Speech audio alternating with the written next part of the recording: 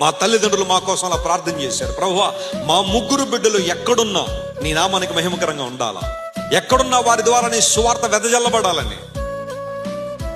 ఈ రోజున ఆశీర్వాదం మేము చూస్తున్నాం. ప్రపంచంలో అనేక చోట్ల మేము ఎక్కడ నిలబడితే అక్కడ దేవుడు గొప్ప కార్యాలు జరిగిస్తున్నాడు. అనేక మంది ప్రభు వైపు తిరుగుతున్నారు. వాక్య సత్యాల ద్వారా దీవెన పొందుతూ ఆశీర్వాదాన్ని పొందుతున్నారు. నిన్న ఈ మీటింగ్కి రావడానికి నేను రాజమండ్రి ఎయిర్పోర్ట్లో కూర్చున్నాను. సరే, కొంచెం ఇంటి దగ్గరే లేట్ అయింది. ఎయిర్పోర్ట్ మాకు దగ్గరే కాబట్టి త్వరగా వచ్చాను. సెక్యూరిటీ ముగించుకుని అక్కడ ఒక టేబుల్ ఉంటే అక్కడ కూర్చోగానే ఒక ఆయన నన్ను చూసి నా దగ్గరికి వచ్చాడు. వచ్చి, వెస్లీ గారు, ప్రైజ్ లార్డ్ అండి, I'm so honoured to meet you. ఆయన చాలా పెద్ద వయసు కలిగిన వాడు, ఒక 60 సంవత్సరాలు ఉంటాయి ఆయనకి. I'm so honoured to meet you అండి అన్నాడు. Thank you brother. మీరు ఎక్కడుంటారు ఏంటి? నేను హైదరాబాద్లో ఉంటానండి.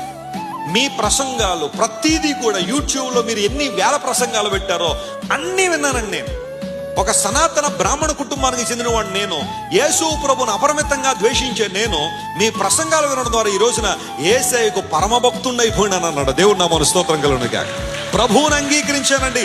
ఆయన ప్రేమ మాధుర్యం చాలా గొప్పది. నాకు కనబడిన వాళ్ళందరికీ, నాకు తెలిసిన వాళ్ళందరికీ యేసయ్య గురించి చెప్తాను.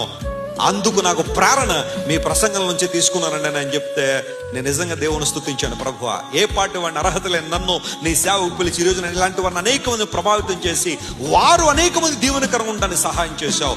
Pray for your children that they should become a blessing.